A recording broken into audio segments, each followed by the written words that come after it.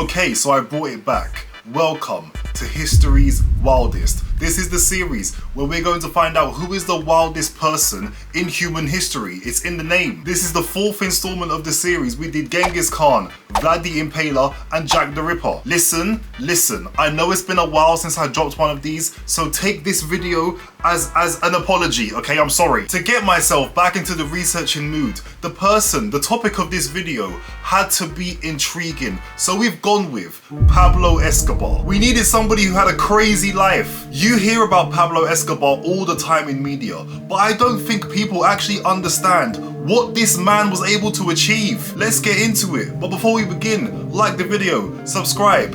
Let's go. Pablo Escobar was the leader of the Medellin Cartel, which was responsible for 80% of the global cocaine supply at the time. I've seen some reports that state that the cartel was moving 15 tons of cocaine a day. That's 30,000 pounds of cocaine, bro. These guys were apparently earning 420 million a week. I might have to start my own criminal enterprise. Look at those numbers. That's 1.6 billion a month. I went to university, I got my degree, I stayed an extra year, got my master's. Never in my life, likely, possibly, I'm never going to see that type of money. I'm upset. Why did I have to walk the straight and narrow? Being a criminal, mate, it's so lucrative. Pablo Escobar had so much money, he made the Forbes list for international billionaires for 7 years straight. He was the 7th richest man in the world, a criminal, a leader of the cartel on the Forbes list. Are you seeing the level of motion that we're dealing with? This guy was basically a movie character. The more I've researched about Pablo Escobar, the more he seems like a fictional character in a power fantasy novel. Genuinely, at points, this guy just started aura farming. You know what, let's go through them and we'll keep count. Count 1. There is a story where Pablo Escobar's daughter was cold, so this guy, to keep his daughter warm, used $2 million in cash and burned it. $2 million set ablaze and he used it as a campfire to keep his daughter warm. That exceeds Jin Woo levels of aura farming. Do you understand how much money you have to be making to be comfortable burning $2 million cash? I don't think I could burn 2 million of anything. In fact, I'd be pissed if somebody burnt 100 in front of me. If you burn £100, $100 in front of me, I'm gonna be looking at you like you're a psychopath. Listen to me. Pablo Escobar was apparently earning so much money that each year the cartel had to write off 10% because the money would get damaged in storage. It would either get eaten by rats or damaged by water. Sometimes the money would even get lost. I know. Remember I said they were earning 420 million a week. That is 22.1 billion a year. That means 2.1 billion was being used to feed rats. Count 2. Okay, so I've seen people say that Pablo Escobar had 15% of the USA's $100 bills. I don't know if that's true. It genuinely makes no sense, but the fact that it could be like this urban legend that people have to like hype up Pablo Escobar's aura, it doesn't seem too far-fetched when you think about the amount of money he was making, hard cash. All of this is straight cash money. So it's not completely unplausible, but 15% is a bit mad. Having an impact on the circulation of an entire country's currency is genuinely mad. I don't like that. That's beyond aura farming. Come on now. Count 3. He offered to pay off his country's debt. Apparently at the time, Colombia was in $10 billion worth of debt, and Pablo Escobar tried to strike a deal where he paid off Colombia's $10 billion of debt, just so he could be exempt from any extradition treaty between Colombia and the US. He was going to pay off an entire country's debt, Colombia, who at the time had a population of 26 million people. He was going to pay it off just like that. As I said, Pablo Escobar doesn't sound like a real-life human being. He sounds like a fictional character. I told you guys that Pablo Escobar had motion, right? But you definitely don't understand the extent of this guy's motion. Yes, he tried to pay off his country's debt, but he also, listen to this.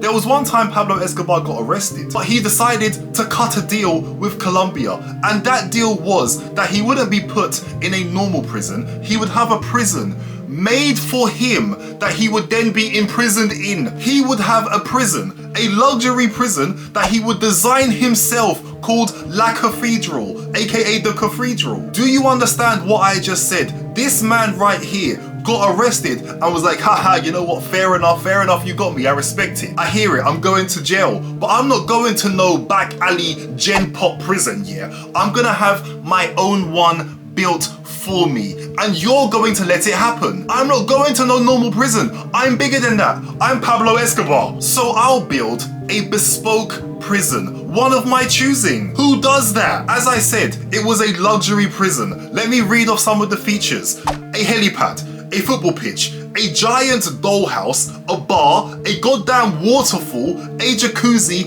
and a telescope. A telescope so that he could look down on his family home. Did you hear what I just said? A helipad. A helipad in a prison. They allowed this guy to have an escape route. What level of influence did he have? He escaped the prison, by the way. Surprise, surprise. His arrangement to remain in his own prison fell through with the Colombian government. I assume it was because he had people murdered and tortured in the cathedral. The Colombian government told Pablo Escobar they're going to move him to a normal prison. He said, fuck that. So the Colombian army, the national army, pulled up, surrounded Pablo Escobar, and then he escaped through an escape route that he had built into the cathedral. Who would have thought? Did the Colombian government not ask for blueprints? Did they not ask to be a part of the entire construction process of this prison? They allowed this man to privately build his own prison, hire his own contractor. Why even pull up with the army at that point? You're just wasting your time. I could have told you that he's gonna have some secret escape route. It doesn't take a genius to know that. As soon as he told them that he was going to have his own prison made, we all knew. Everybody with sense knew how that story was going to end. And when Pablo Escobar escaped, he would have had countless places to hide because people loved Pablo Escobar. The people of Colombia loved Pablo Escobar because he was apparently very giving. He would often hand out money to the poor and people used to call him Robin Hood. Oh, and he had a zoo, like an actual zoo, I'm not joking. The zoo. Hacienda Napoles. My apologies for the pronunciation. Hacienda Napoles was an estate that Pablo Escobar had built, and on the estate was a zoo. Let me give you a rundown of the animals that were on this zoo. He had elephants, antelopes, giraffes, ostriches, and hippos. Can you imagine going to one of your boys' houses and he's like, yeah, let's go take a look at the zoo real quick. The zoo? Yeah, I just had a new zoo installed in my house. Do you understand how much it would cost to feed all those animals? What do hippos even eat? Well, actually, those hippos decided to find food themselves because after Pablo Escobar was murdered in 1993, the hippos escaped into nature, escaped into an area where they had no natural predators. So they have been breeding like wildfire since 1993 to this very day. And now it's said that Pablo Escobar's hippos are the second largest hippo population outside of Africa. Even after his death, this guy's doing things that don't make sense. Being able to build your own private zoo is beyond fuck you money.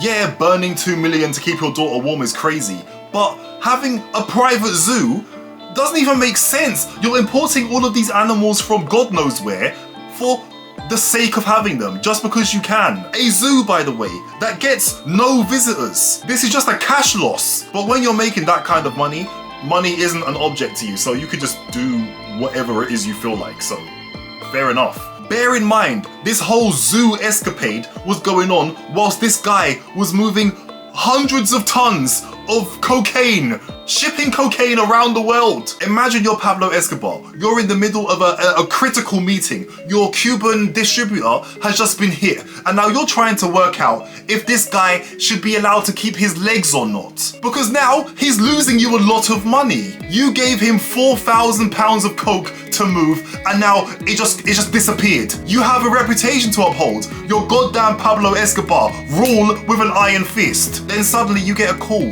Your favorite giraffe back home, Betsy, has taken ill. Your whole day's now ruined. Everything's going wrong. How did he even get anything done? Because Britannica says he had 200 animals in that zoo. I'm lost for words. The Medellin Cartel had to have been full of people who were so tight. The bonds, the trust in that, because there's no way he was running that cartel by himself. He had to have right-hand man. His right-hand man needed to have a right-hand man. He needed to have a right-hand man because this is a business, like a serious business with employees. 25, he was earning so much money, guys. As I said before, Pablo Escobar was killed in 1993. On the 1st of December 1993, he celebrated his birthday. The following day, Colombian forces discovered his hideout. They stormed the hideout, there was a gunfight, and then Pablo Escobar was fatally shot and killed. Well, that's how the story goes. Because some people speculate that he actually killed himself. Because there's a quote from Pablo Escobar: "I would rather have a grave in Colombia than a jail cell in the US." I won't lie. If you're a kingpin drug lord, that's the way you go out. I won't lie to you. They storm your hideout, they get you to the roof because apparently the gunfight happened on the roof. You know you're losing. You're like, you know what? I'm good. You just take yourself out. That's how you go out if you're a drug lord. After Pablo Escobar's death, apparently 25,000 people attended this guy's funeral. The guests included many people who Pablo Escobar had helped financially throughout the years. And that's the story of Pablo Escobar. Probably one of the greatest criminals in human history. Definitely one of the most profitable. We didn't really touch on the Medellin Cartel as a whole in this video because this was just about Pablo Escobar. Telling the government that you're going to build your own prison, they allow you to then build your own prison, telling them that you can pay off 10 billion of debt just so they don't extradite you to the US. That's crazy work. Okay, so where are we ranking Pablo Escobar? I think we gave Genghis Khan an S and we gave Jack the Ripper a B. Pablo Escobar's goal wasn't conquest. It wasn't just to catch bodies at random. Pablo Escobar's goal was solely to make as much money as humanly possible, and he was definitely a success in that category. If the Khan is the ceiling, we're gonna have to give Pablo Escobar an A. I think A is fair. You guys can let me know if you agree in the comments. But yeah, man, Pablo Escobar, writing off 2.1 billion a year just because it technically just got lost is madness. But that's the end of this video. Thank you for watching. Like and subscribe if you enjoyed. And the next video, who are we gonna do? Jeffrey Epstein? Could we do Jeffrey Epstein? Would that be, is it too soon? Or we could do Diddy. No, that's crazy. That's crazy. Anyway, thank you for watching. Take care.